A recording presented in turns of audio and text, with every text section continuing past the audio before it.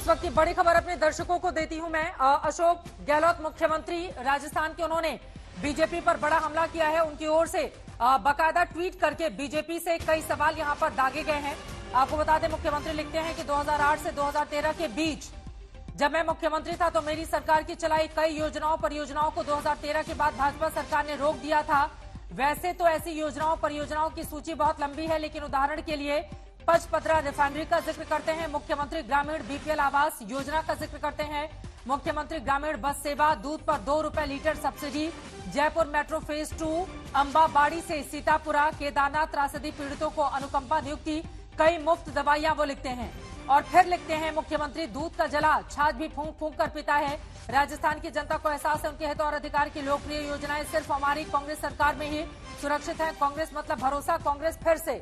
ये बातें मुख्यमंत्री अशोक गहलोत की ओर से ट्वीट करके लिखी जाती हैं। लेकिन जो सवाल उठाए गए हैं महिलाओं को लेकर, तहसीन पूनावाला जी, बीच में आपको रोकना पड़ा था, उस पर जवाब दें आप। नहीं, कोई बात नहीं। महिला में भेद कैसे हो सकता है अपराध के मामले में? कोई भेद नहीं चित्रा जी, बहुत महत्वपूर्ण सवाल उठाया विशाल भाई ने। और वही एनसीआरबी का डेटा दिखाता है कि भारत में सबसे second highest conviction, national average से ज्यादा राजस्थान के अंदर है, सबसे कम उत्तर प्रदेश में, वहां पे डबल इंजन की सरकार करती है। चित्रा जी, मैं आपसे सवाल पूछता हूं, मैं प्रेम भाई से नहीं पूछूंगा क्योंकि मैं आपकी बहुत रिस्पेक्ट करता हूं। क्या किसी कांग्रेस के मुख्यमंत्री ने कभी इंडिया टुडे को या आपकी सिस्टर चैनल को इंटरव्यू दिया कि हमें इंटरनेट इसलिए बंद करना पड़ा क्योंकि 2 महिलाओं को नंगे परेड किया गया, सैकड़ों हजारों महिलाओं को नंगे परेड किया गया, इसलिए हमने इंटरनेट बंद किया ताकि भारत को ये तस्वीरें नहीं आए?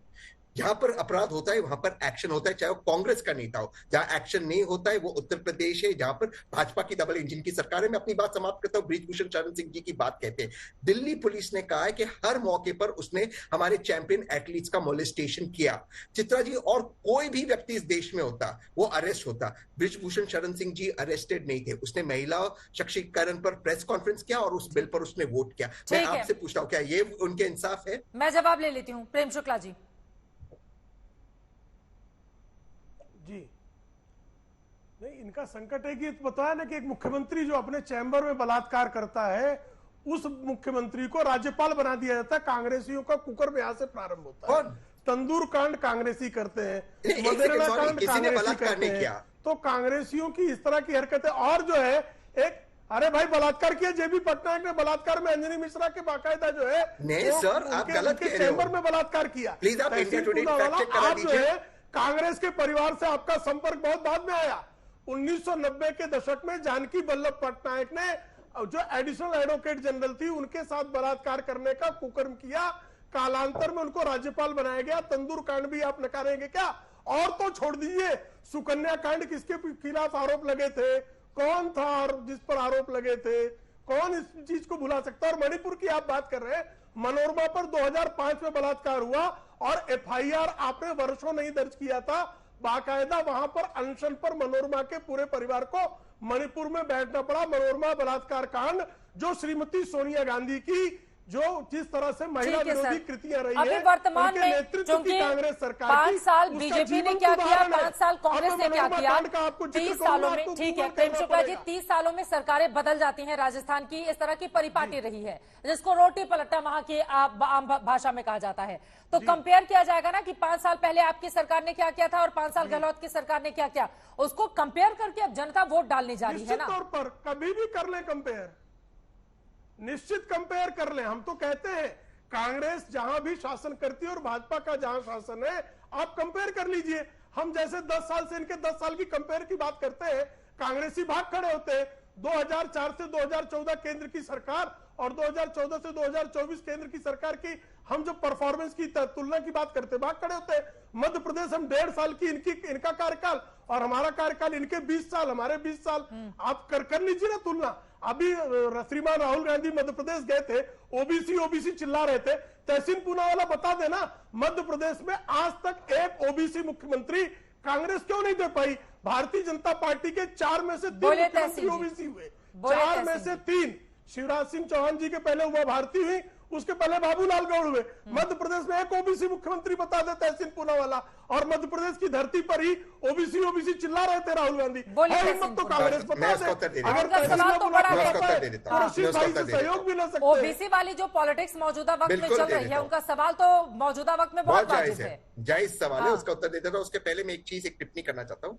चित्तर जी, आपके शो पे मैं जब भी प्रश्न उठाऊं, भाजपा से कोई भी प्रश्न उठाओ, उसका उत्तर होता है 1990 में ये हुआ, 1947 में हुआ। भाई वर्तमान में क्या, उसकी बात करो ना, क्योंकि 1990 में कुछ गलत हुआ, उसका मतलब है ब्रिजभूषण शरण सिंह महिलाओं का मॉलेस्टेशन करेगा।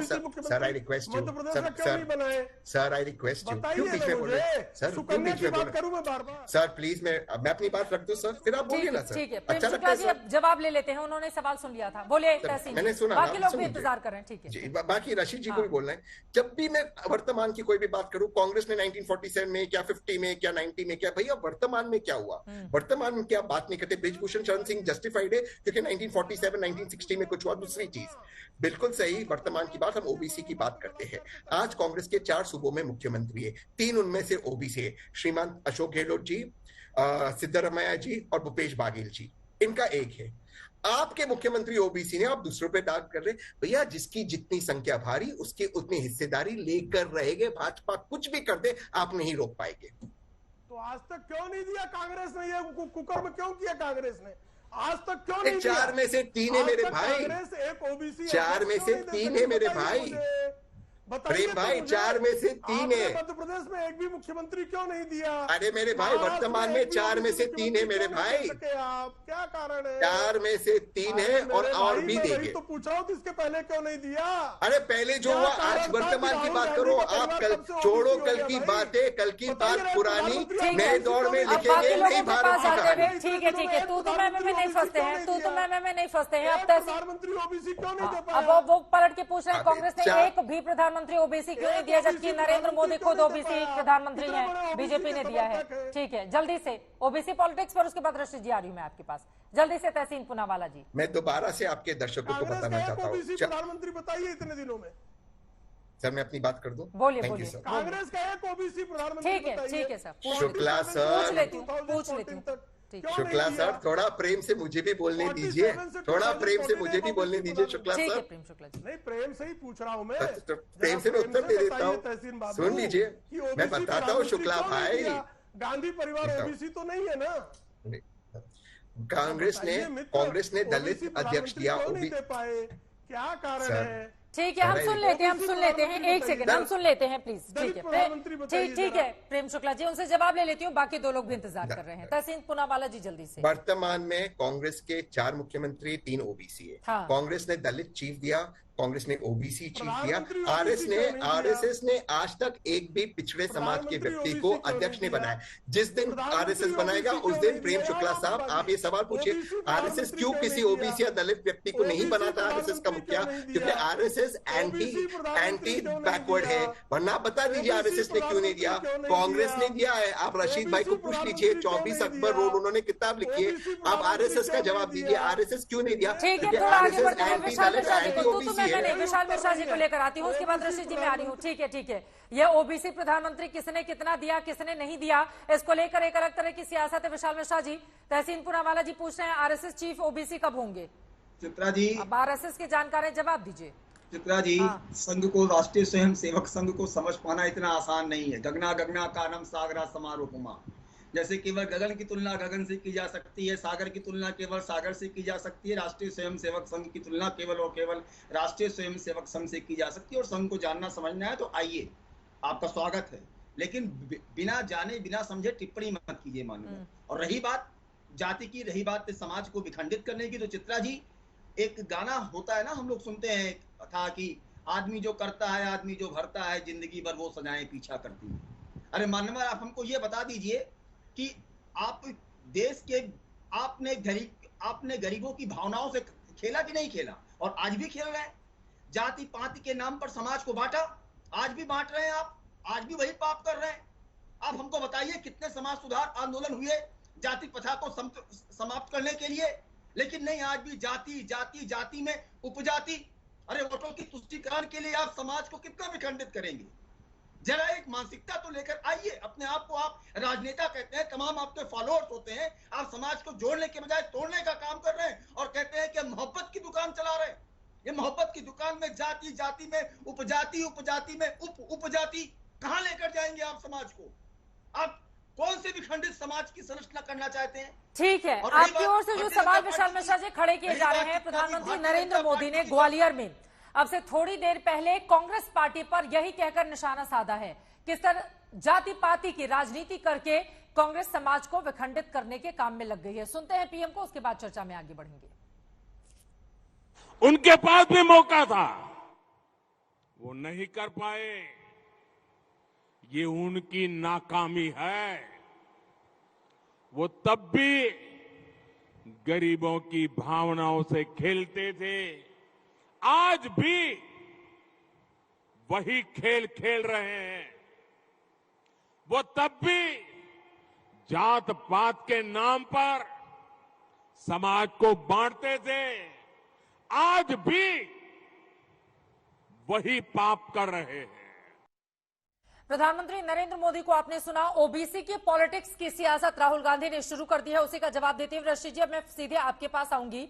क्योंकि आजादी के बाद से अगर अब तक के इतिहास को हम देखें तो सबसे ज्यादा अगर अपर कास्ट सीएम किसी ने दिए हैं, कांग्रेस पार्टी ने दिया। हालांकि मौजूदा वक्त की स्थितियां अलग है, 3 ओबीसी हैं, एक दूसरे समुदाय से आते हैं, अपर कास्ट से, जैसा कि तहसीन पूनावाला बता रहे हैं। लेकिन ओबीसी की पॉलिटिक्स को लेकर राहुल गांधी जिस आक्रामक तरीके से आगे बढ़ रहे हैं, ये क्या दर्शाता है? और पीएम ने उसका जवाब दिया है कि जाति पाति में बांट रही है। 6 दशक में क्या किया है 60 सालों में कांग्रेस पार्टी ने? जी चित्रा, देखिए जात पात के ऊपर सभी ने राजनीति करी और कांग्रेस की अपनी उसका विचारधारा जो है काफी बदली है। 1980 में इंदिरा गांधी के समय कांग्रेस ने स्लोगन दिया था कि जात पे न पात पे मोहर लगेगी हाथ पे। आज राहुल गांधी जो है वो आरक्षण के बारे में और जाति के आधार के ऊपर जनगणना का बहुत पुरजोर समर्थन कर रहे हैं, जो उनकी एक रणनीति का राजनीति का हिस्सा है। देखिए चित्रा, वो इंडिया गठबंधन जो बना है उसमें बहुत सी कास्ट बेस्ड पार्टी है, जैसे समाजवादी पार्टी है, जेडीयू है, आरजेडी है, तमाम राजनीतिक दल है, तो वो उसके लिए एक कार्ड कर रहे हैं। देखिए प्रधानमंत्री उसको उसकी आलोचना करें, ये उनका एक राजनीतिक एक स्टैंड है, या हमारे मित्र प्रेम शुक्ला जी करें, लेकिन तमाम राजनीतिक दल करते हैं। हमारे आपके प्रेम शुक्ला जी के राज्य में यानी उत्तर प्रदेश में भाजपा भी तमाम राजनीति करती है। उसने छोटे छोटे जो थी जातियों को इकट्ठा करके एक बहुत बड़ी चुनौती दी और अखिलेश को चुनाव में हराया। तो ये एक तथ्यात्मक बात है। हम सब देखते हैं कि जहां भी चुनाव होता है वहां जाति आधार के ऊपर, जाति समीकरण के ऊपर तमाम राजनीतिक दल चुनाव लड़ते हैं। तो इसमें कोई आगे पीछे इसकी बात नहीं है। राहुल गांधी उसमें मुकर हो गए, ये उनका अपना एक पॉलिटिकल स्टैंड है, लेकिन तमाम राजनीतिक दल करते हैं। ये बात आपकी बिल्कुल सही है, तमाम राजनीतिक दल। अब तो बिहार को लेकर भी एक अलग तरह की सियासत यहां पर सामने आ गई है। लेकिन कुल मिलाकर प्रेम शुक्ला जी, ओबीसी की पॉलिटिक्स क्या मुश्किलों में डालने वाली है बीजेपी को? देखिए, जिसका सर्वोच्च नेता ओबीसी हो, जिसका प्रधानमंत्री 10 वर्षों तक ओबीसी समुदाय का हो, जिसने हमेशा जो है अंत्योदय का कार्य किया हो, जिसने जाति समरसता संस्थापित करने की दिशा में ही काम किया हो, वो क्यों परेशान होगा? परेशान वो लोग हो रहे हैं जिन्होंने जातीयता की राजनीति करके, जातियों का शोषण करके सत्ता जो है सिर्फ अभिजनों के हाथों में रखने का कार्य किया। 2004 से 2014 के बीच में कितना ओबीसी कमीशन को इन्होंने संवैधानिक दर्जा क्यों नहीं दिया? अभी मैं मध्य प्रदेश की बात करता हूं। मध्य प्रदेश के इनके सांसद है विवेक तनखा ओबीसी को स्थानीय निकायों में आरक्षण न मिले, इसके लिए सुप्रीम कोर्ट में खड़े रहे वो। इनका ये दशा है। ओबीसी को आरक्षण जो ट्रिपल टेस्ट के बाद जो ओबीसी को स्थानीय निकाय में आरक्षण मिला, जब कमलनाथ की सरकार आई तो वहां पर इन्होंने एडवोकेट जनरल को खड़ा तक नहीं किया।